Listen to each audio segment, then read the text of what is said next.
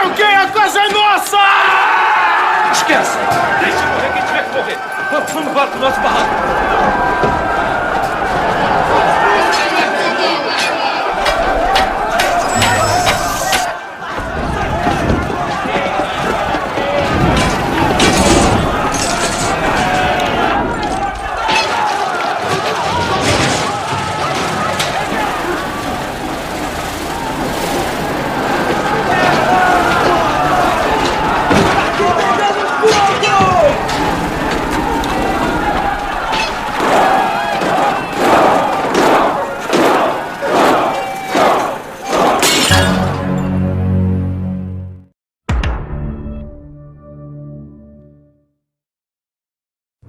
Film dibuka dengan memperlihatkan kondisi sebuah penjara di Amerika Latin yang bernama Carandiru. Di sana sedang terjadi kekacauan yang membuat beberapa orang harus dijebloskan ke dalam sel isolasi. Itu semua diakibatkan oleh ulah seorang tahanan yang bernama Dagger yang mengancam akan menghabisi orang tua dari napi lain bernama Lautaro. Tak lama, perselisihan itu ditengahi oleh seorang napi yang bernama Jawir. Kemudian di tengah hiruk-pikuk keributan penjara tersebut, datanglah sang kepala penjara bersama seorang dokter. Di sini Jawir yang tadi menengahi perselisihan antara Dagger dan Lautaro, ia langsung menjelaskan kejadian tersebut kepada sang kepala penjara. Tak ingin disalahkan, di sini Dagger berteriak membela dirinya sendiri bahwa ibu Lautaro lah yang telah membayar dirinya untuk membunuh ayah Lautaro. Dagger hanya disuruh karena ibu tiri Lautaro menjanjikan uang yang cukup besar. Mentira o cacete, menino! Mentira! É mentira! Singkatnya, setelah permasalahan itu selesai, si dokter pun mulai menyadari bahwa permasalahan di tempat ini bukan sekadar permasalahan kejahatan saja, namun permasalahan yang juga besar adalah permasalahan kesehatan. Diketahui, dokter ini adalah dokter baru yang akan bertugas di penjara Carandiru. Sang kepala penjara pun telah mengenalkan pada si dokter bagaimana isi penjara tersebut. Bahkan di sana terdapat penjara di dalam penjara, yang mana matahari saja bahkan tak menyinari tempat itu. Lingkungan yang kumuh, gaya hidup yang kurang sehat, semuanya menyediakan permasalahan dari penyakit yang bermunculan. Singkat waktu, setelah banyak melewati reservasi penjara itu, sang dokter pun akhirnya dapat memulai hari pertamanya. Di sana, dia akan dibantu oleh seorang napi bernama Sam yang menjadi asistennya. Oh, tenan. Di hari pertamanya itu, ia menemukan seorang napi yang mengalami tuberkulosis. Ia pun kemudian segera menindaklanjuti kejadian itu dengan menempatkan si napi di ruang isolasi. Selain itu, dia juga melakukan pemeriksaan HIV terhadap para napi. Karena kehidupan para napi di penjara ini sangat-sangat bebas. Selama pemeriksaan itu, si dokter bertemu dengan banyak orang dengan berbagai latar belakang. Selain mewawancarai para napi tentang HIV, ia juga bertanya alasan mereka mengapa bisa masuk ke penjara. Di sini juga kita jadi tahu bahwa penjara Carandiru memiliki berbagai napi, mulai dari napi tulen hingga napi yang berbelok arah menjadi wanita jadi-jadian. Setelah melewati tugas pertamanya, sesaat akan pulang, si dokter pun menyempatkan dirinya untuk melihat-lihat aktivitas para napi di malam hari, agar ia lebih mengetahui keadaan di penjara Carandiru ini.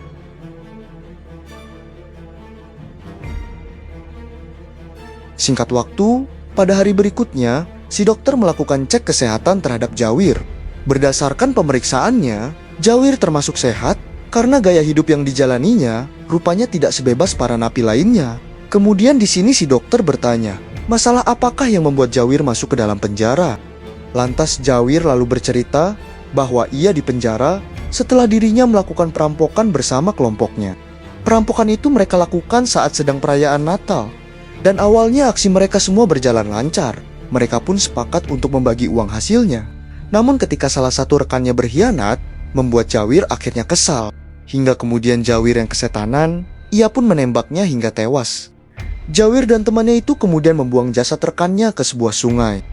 Dan setelah mayat rekannya itu ditemukan, polisi akhirnya langsung melakukan penangkapan kepada Jawir. Namun sayangnya, teman si Jawir harus tewas saat mencoba kabur dari penangkapannya itu. Hal itulah yang membuat Jawir dipenjara dengan tudingan perampokan dan pembunuhan.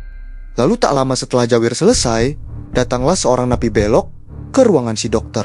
Terlihat napi itu begitu gemulai karena dia bertransformasi menjadi wanita jadi-jadian. Sebut saja dia Lady. Lady datang ke tempat dokter untuk diperiksa. Dia ingin memastikan jika dirinya tidak terkena AIDS dan HIV. Nunca precisei de transfusão de sangue. David. Acho mesmo chegou a hora de você saber. Pada hari yang sama, seorang pemuda bernama Zain masuk ke penjara itu. Ini adalah hari pertamanya di penjara karena dia terjerat kasus penipuan. Terlihat Zain kebingungan mencari-cari sel yang masih kosong. Bahkan untuk penjara saja, para napi harus mencari selnya sendiri. Mungkin karena para sipir pun kebingungan harus menempatkannya di mana. Sebab diketahui, penjara Karandiru ini memiliki jumlah napi yang terlalu banyak. Di beberapa sel, Zain sempat ditolak oleh para napi lainnya. Tapi akhirnya Zain mendapatkan selnya. Sel itu adalah tempat di mana Dagger tinggal. Namun untuk tinggal di sel tersebut, Zain harus membayar sewa kepada Dagger. Mengetahui hal itu, kakak Zain yang juga dipenjara di sana pun datang menghampiri Zain dan membantunya. Di sisi lain, kita juga diperlihatkan dengan seorang napi yang biasa disebut Majesty. Terlihat Majesty saat itu tengah menyembunyikan narkopskinya di kloset. Namun tiba-tiba, seekor tikus menggigitnya hingga menyebabkan jari telunjuknya sobek. Lantas setelah itu, Majesty pun ke ruangan si dokter untuk dijahit jarinya. Tetapi karena saat itu si dokter tidak ada, jari Majesty akhirnya dijahit oleh Lautaro. Karena diketahui, Lautaro bekerja sama dengan si dokter di bagian kesehatan dan perawatan. Namun Lautaro dengan santainya malah menghisap narkopski ketika menjahit jari Majesty. Ketika si dokter datang, ia sangat terkejut melihat Lautaro menghisap narkopski yang sambil melakukan operasi kecil. Di sini si dokter pun langsung menasihati Lautaro. Akan tetapi Lautaro malah menjawab jika dirinya akan lebih fokus melakukan apapun ketika dia sambil ngisep. Si dokter kemudian melihat hasil jahitan Lautaro dan ternyata rapih banget. Namun si dokter kemudian malah terkejut akan 2 cincin di tangan Majesty. Hal inilah yang kemudian memancing rasa penasaran si dokter dan bertanya apakah Majesty memiliki 2 istri. Tak pakai lama, Majesty langsung menceritakan bahwa ia memang memiliki 2 istri. Namun pernikahannya tidak berjalan mulus karena kedua istri Majesty selalu bertengkar dan saling cemburu. Hingga suatu saat, si istri pertama membakar istri keduanya Majesty yang saat itu tengah tidur. Majesty sebagai suami yang bertanggung jawab, ia pun akhirnya menyerahkan diri ke polisi agar istri pertamanya tidak ditangkap. Ia tidak ingin istrinya dipenjara, karena terlebih si istri pertama harus membesarkan ketiga anaknya. Sementara itu di sel tempat Zain si napi baru, kakaknya yang bernama Ziko, terlihat ia sedang menyuntikkan narkopski ke pelanggannya. Rupanya, ia adalah pengedar narkopski tersohor di penjara itu. Dan ternyata, Ziko bukanlah kakak kandung Zain, melainkan dia hanyalah tetangganya yang tumbuh bersama Zain dan kakaknya sejak kecil. Tak lama kemudian tiba-tiba datanglah seorang tahanan berkulit hitam yang bernama Ezekiel. Dia mendatangi Ziko bermaksud untuk meminta barang haramnya itu. Akan tetapi, karena Ezekiel masih memiliki hutang pada Ziko, lantas Ziko menyuruh Ezekiel untuk membayar hutangnya dulu, dan nanti dia akan memberikan kasbon lagi. Di lain tempat, di lapangan tengah penjara, terlihat seorang pria tua bernama Martini tampak sedang begitu sedih. Pesanan tenda dan makanan yang ia siapkan menjadi sia-sia. Dengan lesu dia akhirnya membereskan semua itu karena anaknya tidak jadi berkunjung. Bersedih hati karena anaknya tidak datang, Martini pun meminta petugas untuk mengisolasinya. Ia memilih tinggal di sel isolasi karena ia merasa sangat sedih. Sebab jika tinggal di sel umum, ia akan merasa malu karena kesedihannya dapat dilihat oleh orang-orang. Sementara itu, si dokter yang sedang melakukan pemeriksaan kesehatan, tiba-tiba Lautaro datang dengan keadaan panik. Ia memberitahu jika Ziko baru saja pingsan yang tidak tahu apa penyebabnya. Lantas si dokter pun langsung bergegas ke tempat Ziko. Namun ketika didatangi, tampaknya Ziko telah sadar kembali. Ternyata setelah diperiksa, Ziko hanya terkena efek narkopski yang menyebabkan dirinya pingsan. Hari demi hari berganti. Terlihat Ziko mendatangi Jawir untuk meminta bantuannya. Ziko meminta Jawir untuk menagih hutang pada Ezekiel karena Ezekiel adalah anak buah Jawir. Sebab dia sudah berhutang banyak kepadanya dan tak kunjung membayar barang haram yang dibeli dari Ziko. Pasalnya Ziko juga harus menyetorkan uang penjualan narkopskinya itu kepada Majesty. Mendengar hal tersebut, Jawir pun bersedia membantu Ziko dan akan berbicara pada anak buahnya itu. Namun Jawir mempersilahkan Ziko untuk membunuh anak buahnya tersebut jika dia tak juga membayarnya. Di ruang perawatan kesehatan, terlihat sang dokter sedang mengecek keadaan pria yang mengidap tuberkulosis. Pria itu bernama Miro. Ia ditemani oleh sahabatnya bernama Andro yang senantiasa berada di sisinya. Diketahui, Miro dan Andro bersahabat sejak mereka masih belum di penjara. Bahkan mereka dapat dikatakan melakukan kejahatan bersama. Mereka menggasak brankas bank hingga mereka tersergap oleh polisi. Dalam keadaan terdesak itu, Miro awalnya berniat untuk menyogok polisi tersebut agar tidak menangkapnya. Namun sayangnya mereka menolaknya. Dengan begitu karena panik, Miro akhirnya terpaksa menembak kedua polisi itu sampai bertemu dengan ajalnya. Itulah yang membuat mereka masuk ke penjara karena kasus pencurian dan pembunuhan. Singkat cerita, akhirnya hari kunjungan pun tiba. Sebelum keluarga dapat berkunjung, mereka disajikan oleh hiburan berupa nyanyian.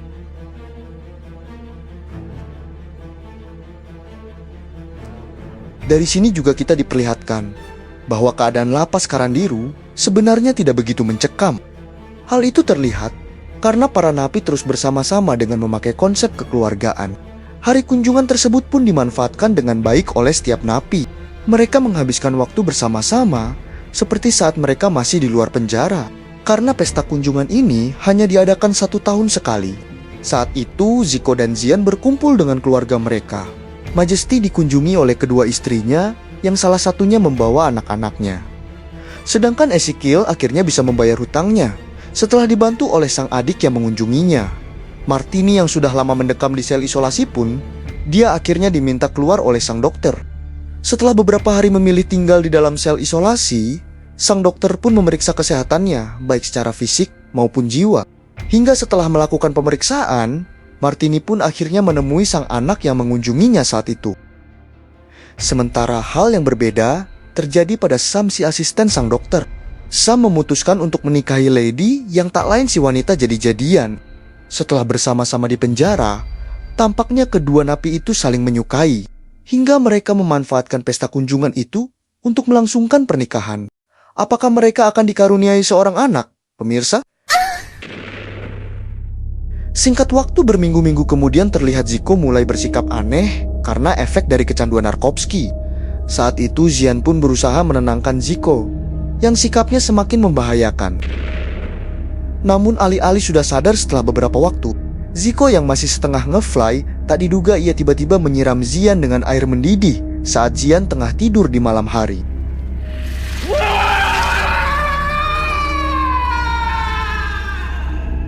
Atas perbuatan Ziko itu, keesokan harinya dia diadili oleh Jawir bersama para napi lainnya.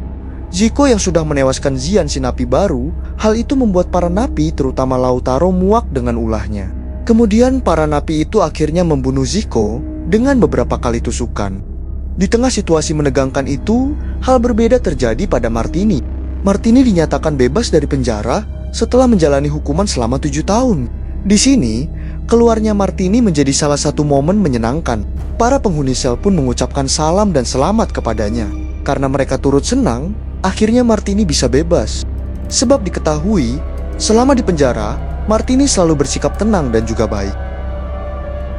Sementara itu, setelah kejadian pembunuhan Ziko, di beberapa hari setelahnya, Dagger sering merasa dihantui oleh Ziko, hingga ia pun merasa stres dan juga linglung.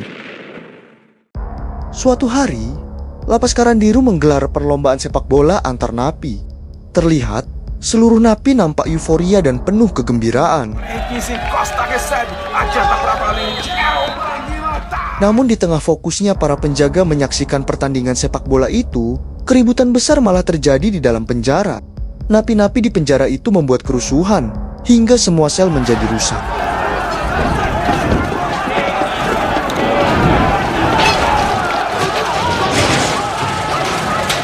Setelah 1 gol tercipta, turnamen sepak bola itu akhirnya dihentikan. Namun karena tidak ingin sia-sia, para supporter dan pemain pun malah ikut-ikutan memberontak sampai mereka merampas pialanya. Karena kasus pemberontakan ini semakin besar, sontak kepala penjara pun mengirimkan aparat keamanan. Namun sayangnya saat polisi melakukan negosiasi, para napi malah menolak untuk berdamai. Lantas hal itu membuat para aparat akhirnya masuk ke dalam penjara dan menembaki siapa saja yang berani melawannya.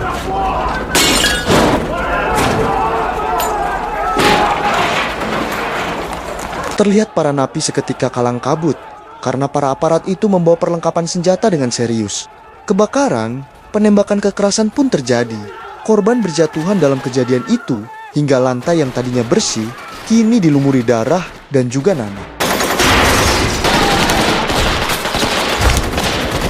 Namun beruntung, banyak para napi yang selamat termasuk Jawir, Lautaro, Lady, Sam, Majesty, dan beberapa narapidana yang kisahnya disorot dalam film ini. Meskipun demikian, kejadian ini merupakan sebuah tragedi yang menyakitkan. Di akhir film, seluruh napi yang tersisa dikumpulkan tanpa mengenakan apapun. Yang ternyata, seluruh napi akan dipindahkan ke penjara yang lain karena lapas Karandiru akan segera ditutup. Terlihat, sang dokter akhirnya menyudahi masa baktinya di penjara Karandiru. Sang dokter pun mendapatkan banyak pelajaran dan kenangan di penjara Karandiru. Ia merasa bahwa di tempat itu ia belajar banyak hal. Kejadian ini merupakan kejadian nyata pada tahun 1992, di mana ratusan napi meninggal dalam tragedi tersebut. Hingga pada tahun 2002, Karandiru diruntuhkan, dan film pun berakhir.